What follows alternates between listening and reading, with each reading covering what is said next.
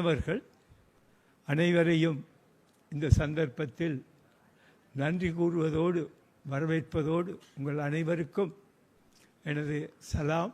அஸ்ஸலாமு அலைக்கும்.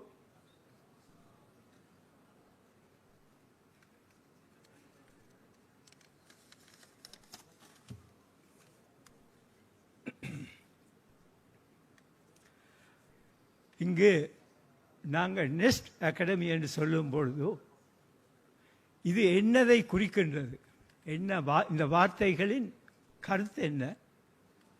சற்று இங்கு நோக்கினீர்கள் என்றால்,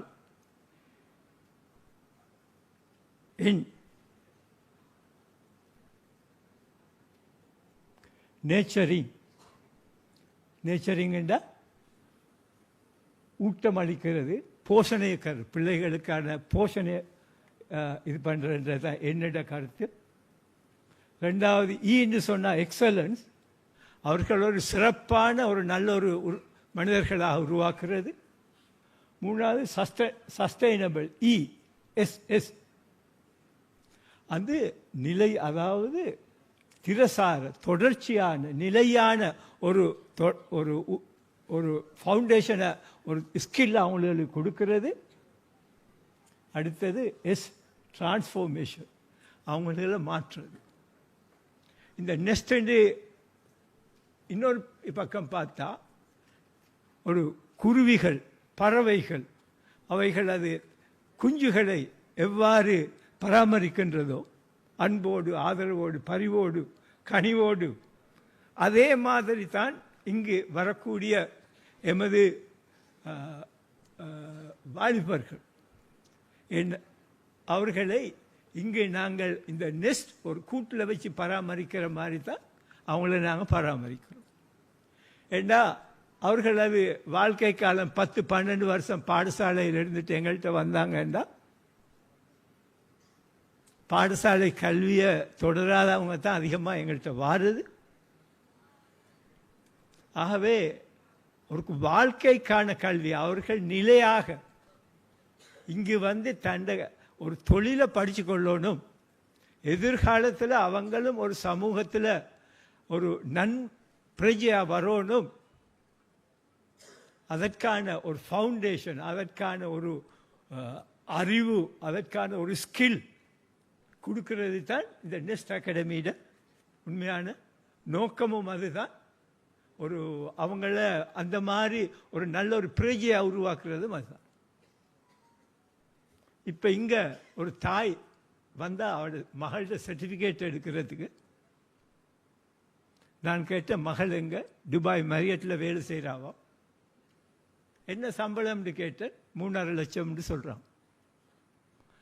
ஏண்டா இதை நாங்கள் பார்த்தா அந்த மகள் 3 மாதம் இங்கே படிச்சுட்டு இங்கே சின்ன என்னமோ ஒரு பயிற்சியை பெற்றுட்டு இன்றைக்கு போயிட்டு அந்த குடும்பத்தை தாங்கிறதுக்காக வேண்டிய ஒரு வீட்டு வேலைக்கு போயிட்டு வீட்டுகளில் இருக்காமல் ஒரு தொழிலை படித்து கொண்டு அதிலிருந்து முன்னேறி போகக்கூடிய ஒரு அமைப்பை உருவாக்குறது தான் இந்த next.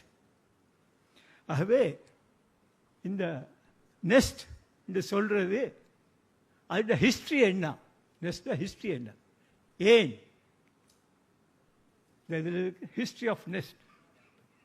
Next why, where, whom, have.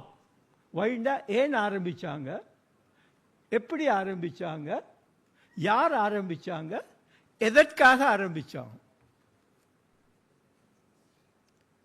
இதை ஒரு சின்ன ஒரு கதை ஒன்று தானே இது. நானும் எனது வைஃபும் சவுதி அரேபியாவுக்கு உம்ராவுக்கு போய்த்திருந்தோம். அந்த நேரம் அந்த தங்கியிருந்த ஹோட்டல் அங்கே இருந்த கம்ப்யூட்டர் மேனேஜர் வந்து ஆரம்பத்தில் ரெயின்கோவில் வேலை செஞ்சுட்டு போனவர். அப்போ அவரோட கதைச்சு கொண்டு இருக்கிற நேரம் அவர் தான் சொன்னார், ஃபவுஸ் பிரதர், இங்கே நீங்கள் கண்டிப்பீங்க எங்களோட ஸ்ரீலங்கன் யூத் வந்து டாய்லெட் கழுவி கொண்டிருக்கிறாங்க, ரோட்டை கூட்டி கொண்டு இருக்கிறாங்க, அதே மாதிரி இந்த பாலைவனத்தில் வெயிலில் வேலை செஞ்சு கொண்டு இருக்கிறாங்க. ஏன் நீங்கள் இவங்களை பற்றி கொஞ்சம் யோசிக்க கூடாதா இவங்களை பற்றி ஒரு இது பண்ணக்கூடாதான்னு ஒரு கேள்வி கணையை என்னைட்ட தொடுத்தார். அப்போ நான் சொன்னேன் அவர்கிட்ட, வாட் கேன் டூ, என்ன செய்யலாம்? அவர் சொன்னார், ஸ்ரீலங்காவில் இருந்து மட்டும்தான் இந்த சவுதி அரேபியாவுக்கு இந்த ஹோட்டல் தொடர்பான ஆட்கள் போகிறது குறவு.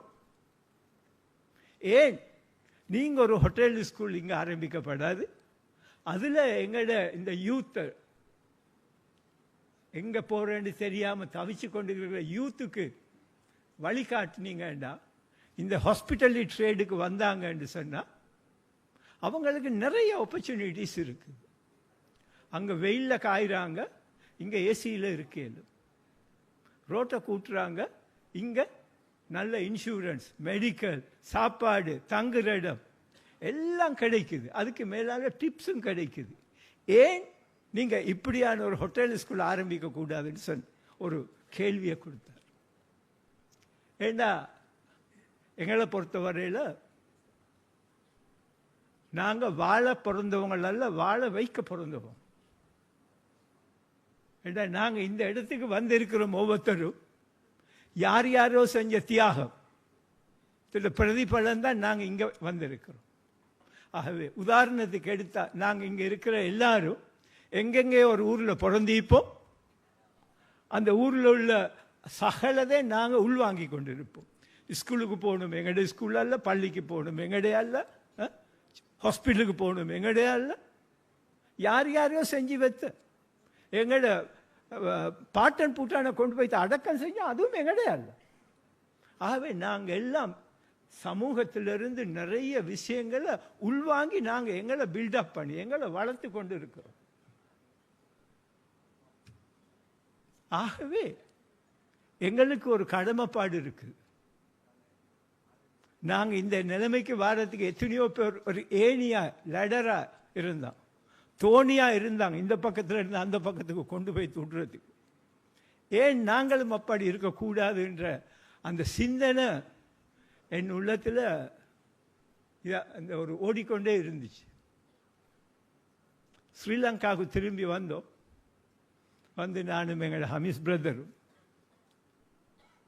இதை பற்றி கதைச்சோம். அதுக்கு பிறகுதான் நாங்கள் முதல்ல என்ன செஞ்சோம், ஒரு 10 பிள்ளைகளை எடுத்து ஒரு ஹோட்டல் ஸ்கூலுக்கு அனுப்பினோம். முதல்ல அங்கே படிச்சுட்டு வந்து 3 மாதத்தில் எல்லாரும் வெளியூர் போயிட்டான், நல்ல சம்பளம். அப்போ தான் எனக்கு தோன்றுச்சு, ஏன் why we not start a hotel school.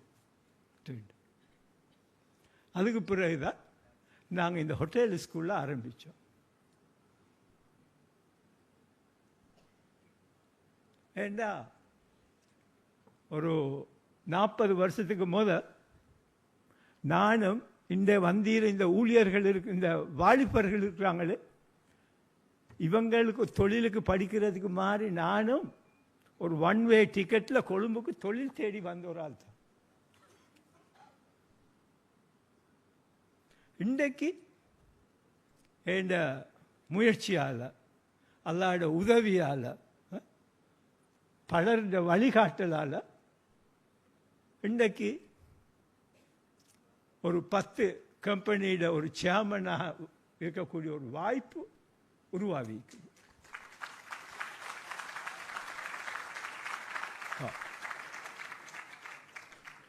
இந்த இடத்துல நான் ஏன் சொல்றேன்னு சொன்னா, இன்றைக்கு நூற்றுக்கணக்கான எங்களது வாலிபர்கள், யுவதிகள் இந்த இடத்துல பட்டம் பெற்று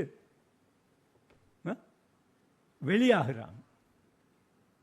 ஆகவே ஒன்றுமே தெரியாம 1 வே டிக்கெட்டில் கொழும்புக்கு வந்த எனக்கு இவ்வளவு சாதிக்க இயலுமா இருந்தா, why you all can't do, ஏன் உங்களால் சாதிக்க இயலாது? அப்படின்னா என்ன எங்கள்கிட்ட இல்லை. நான் கொழும்புக்கு வர நேரம் எனக்கும் ஒன்றுமே இல்லை. இது மாதிரி எங்களுக்கு வழிகாட்டி, சளி கட்டி, படிப்பூட்டி இது பண்ணுறதுக்கு கூட ஆள் இல்லை. நீங்கள் இன்றைக்கு ஹோட்டல் ட்ரேடில் படிச்சிருக்கிறீங்க, நானும் ஹோட்டலில் வேலை செஞ்சுக்கிறேன், வெயிட்டர் வேலை செஞ்சுக்கிறேன், எல்லா தொழிலும் செஞ்சு இருக்கு. என்னை வாழ்க்கணுன்றதுக்காக வேண்டி நான் எல்லாம் செஞ்சேன். ஆனால் அதோடு ஒரு இது என்னண்டா கடின உழைப்பு, ஹார்ட் ஒர்க். ப்ராப்ளம் வந்தாலும் பின்னுக்கு போகிறன்ற அமைப்பு இல்லை. ஏண்டா எங்களோட சர்வைவலுக்கு நாங்கள் வாழ்ந்தோம். அது அந்த அமைப்பை நாங்கள் பார்க்குற நேரத்துக்கு நீங்களும் எங்களை மாதிரி சாதிக்கலும். என்ன மாதிரி இன்னொரு உதாரணம் தான் இந்த சீஃப் கெஸ்டாக வந்திருக்கிற அப்துல் கரீம் ஹாஜா. அவரும் இன்றைக்கு எங்களை விட நான் லட்சாதிபதி இருந்தால் அவர் கோடாதிபதி. அல்ஹம்துலில்லாஹ். அந்த அளவுக்கு சமூகத்துக்கும் நாட்டுக்கும் தொழில் கொடுக்குற வகையில் எக்ஸ்போர்ட் எத்தனையோ இதுகளை வச்சு செஞ்சு கொண்டு இருக்கிறார். இது எல்லாத்துக்கும் காரணம் என்ன? நீங்கள் எல்லாரும் நினைக்கலும் எல்லாத்துக்கும் பணம் வேணும். பணம் இஸ் நாட் முக்கியம். பணம் மட்டுமல்ல முக்கியம், பணம் தேவை.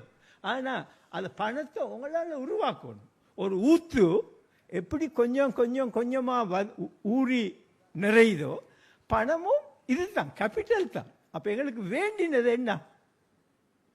எங்கள்கிட்ட கனவு காணணும், நாங்கள் சாதிக்கணும் என்ற ஒரு ஒரு உத்வேகம் இந்த நேரம் எங்களோட மனசில் அந்த வேகம் இருக்கணும். அதுக்கான அது மட்டும் இருந்து போதாது. அதை எப்படி சாதிக்கிறது? அதற்கான வழிமுறைகள் என்ன? எந்தெந்த துறையில் போனால் சாதிக்க இயலும்? கொஞ்சம் நீங்கள் நிறைய பேரோடு கலந்து பேசணும். உதாரணத்துக்கு இன்றைக்கு உங்களுக்கு என்ன ஐடியாஸ் வேணுன்றாலும் வேண்டிய அளவு வேண்டிய இடத்துல அந்த ஐடியாஸுகள் உதவி தரத்துக்கு அட்வைஸ் பண்ணுறதுக்கு நிறைய இடங்கள் இருக்குது. நிறைய இந்த யூடியூப் அது மாதிரி பல இதுகள் இருக்குது. உங்களுக்கு மாதிரி இல்லை, நாலேஜை வெரி ஈஸியாக உங்களுக்கு கெயின் பண்ணு. ஆகவே இது மிச்சம் பேசிக்கொண்டு இருக்கிற நேரம் ஒன்று அல்ல. நான் இந்த சந்தர்ப்பத்தில் எங்களோட இந்த பட்டம் பெற்று வெளியாகிற என்ன மாணவர்கள்ட்ட நான் கேட்டுக்கொள்வது என்னன்னு சொன்னால், நீங்கள் கொஞ்சம் எல்லாரும் எழும்புறீங்களா? பட்டம் பெற்றவங்க எல்லாம் இன்றைக்கு சந்தோஷம். நீங்கள் எல்லாரும் என்னத்தான் பார்த்து கொண்டு இருக்கிறீங்க. ஆனால் எனக்கு உங்களுக்கு பின்னால் உங்களை உருவாக்கிடும். ரத்தத்தை பாலாக்கி தந்து உங்களை வளர்த்த பெட்ரோல் பின்னுக்கிறான். தயவு செஞ்சு திரும்பி அவங்களுக்கு ஒரு சல்யூட் கொடுங்க.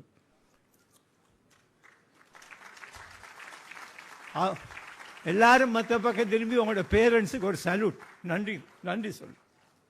இதை நான் இந்த இடத்துல சொல்றேன்டா,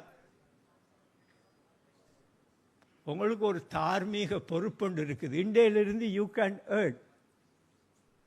இன்றையிலிருந்து நான் உங்களுக்கு பட்டம் பெற்று வெளியானதுக்கு பிறகு உங்களால் உழைக்கலும். ஆகவே இதுகால வரைக்கும் உழைச்ச உங்களது பெற்றோரை பாதுகாக்கிறது உங்களோட பொறுப்பு. எல்லாரும் நிலச்சில கையை வைங்க. பின்னுக்கு உங்களோட பேரண்ட்ஸ் செய்கிறாங்க, திரும்பி பாருங்க, சொல்லுங்க. என்னது நீங்க உங்களுக்கு சொல்லிக்கோங்க, என் பெற்றோரை எந்த காரணம் கொண்டும் நான் கைவிட மாட்டேன் நினைச்சுக்கோங்க. செய்வீங்களா? அவங்கள கடைசி வரைக்கும் உங்களை இந்த நிலைமைக்கு வளர்த்து, இந்த நிலைமைக்கு ஆளாக்கி, இந்த பிஎம்ஐசிஹெச்சுக்கு உங்களை கூட்டி கொண்டு வந்து ஒரு பட்டமளிப்பு விழா கூட்டி கொண்டு வந்து உங்களை தந்த அவங்களுக்கு நீங்கள் செய்கிற கைமாறு அவங்கள கடைசி வரைக்கும், கடைசி மூச்சு வரைக்கும் பாதுகாக்கிறது. அதை நீங்கள் செய்வீங்கன்னு உறுதி போடுறீங்களா? Very good, very good. அதே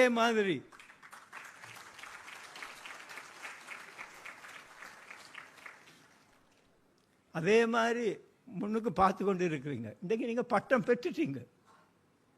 இந்த பட்டம் பெறுறதுக்கு யார் உதவியா இருந்தா? இந்த வரிசையில் இருக்கிற இந்த ஆசிரியர்கள் தான், இந்த பாடசாலை தான். ஆகவே உங்களுக்கு அதுக்கும் ஒரு பொறுப்பு இருக்குது. எந்த நேரம் எந்த நாளும் தன்னை தூக்கி விட்ட தான் ஏணிய உதஞ்சி விடாம அந்த ஏணி மற்றவங்களுக்கு ஏறுறதுக்கு உதவியாக இருக்கணும். ஆகவே அந்த ஏணிக்கு நன்றி விட மாதிரி இந்த பாடசாலைக்கும் இங்கு உள்ள ஆசிரியர்களுக்கும் நீங்கள் எந்த நாளும் ஒரு நன்றி கடனாக இருக்கணும். அதே நேரம் ஒரு ப்ராமிஸ் நீங்கள் செய்யணும். எந்த காரணம் கொண்டும் நீங்கள் இந்தியிலிருந்து தொழிலுக்கு போகிறீங்க, எந்த காரணம் கொண்டும் உங்களோட பெற்றோருக்கு இந்த பாடசாலைக்கு ஒரு கெட்ட பேர் வராமல் நீங்கள் தான் பாதுகாத்து கொள்ளணும். அந்த ப்ராமிஸ் உங்களால் செய்யலுமா? Very good, very good, very good. அல்ஹம்துலில்லாஹ். உட்காருங்க.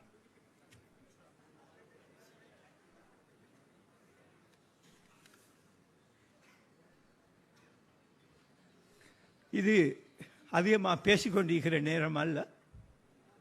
இங்கு வந்திருக்கிற இந்த எனது நண்பர்கள் இவங்கள்ட்ட நான் ஒரு ரிக்வஸ்ட் ஒன்று கேட்குறேன். ஏண்டா இந்த நான் ஹோட்டல் ஸ்கூலை ஆரம்பித்ததிலிருந்து எவ்வளவோ பேர் அந்த சின்ன ஒரு இன்வெஸ்ட்மெண்ட், ஒரு சின்ன ஒரு உதவியால் எவ்வளவோ பேர் இன்றைக்கு படித்து நல்ல ஒரு நிலைமையில் ஈகிறாங்க. நாங்களும் இந்த நாட்டில் இருந்து பல இதுகளை பெற்று எங்களை வளர்த்து கொண்டு தான் நீக்கிறோம். நான் எங்கள்ட டீம் மெம்பர்ஸ் ஈகிறாங்க, எங்கள்ட ஃப்ரெண்ட்ஸ் மாதிரி ஈகிறாங்க. என்ன இது மாதிரி ஆயிரக்கணக்கான யூத் ஈகிறாங்க.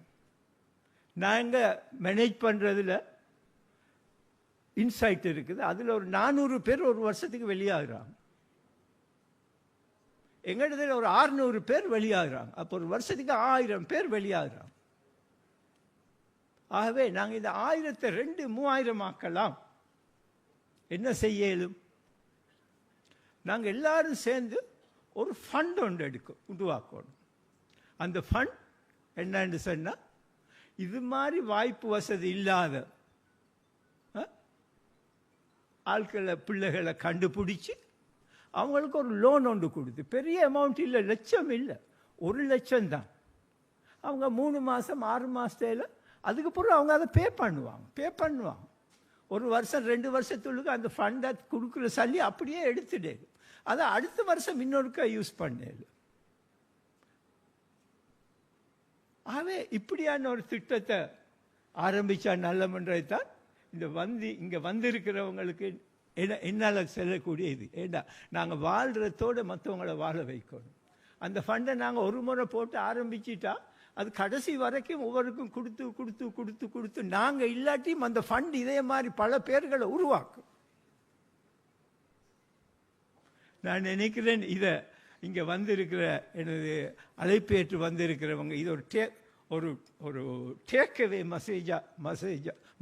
இந்த மெசேஜ் ஒன்றா எடுத்துக்கொண்டு போனீங்கண்டா இன்னும் பல யுவதிகள் வாலிபர்களுக்கு எதிர்காலத்தில் நாங்கள் 1000 இன்னும் பல ஆயிரக்கணக்கான வாலிபர்களை இது கொடுத்து உதவி கொடுத்து அவங்களை ஒரு ஒரு நல்ல ஒரு நிலைமைக்கு கொண்டு வர்றதுக்கு இது வாய்ப்பாக அமையும்ன்ற மெசேஜை நான் உங்களுக்கு இது பண்ணிக்கொண்டு நான் என் பேச்சை இதோடு முடிச்சுக்கொள்கிறேன். அஸ்ஸலாமு அலைக்கும் வரஹ்மத்துல்லாஹி வபரகாத்துஹு.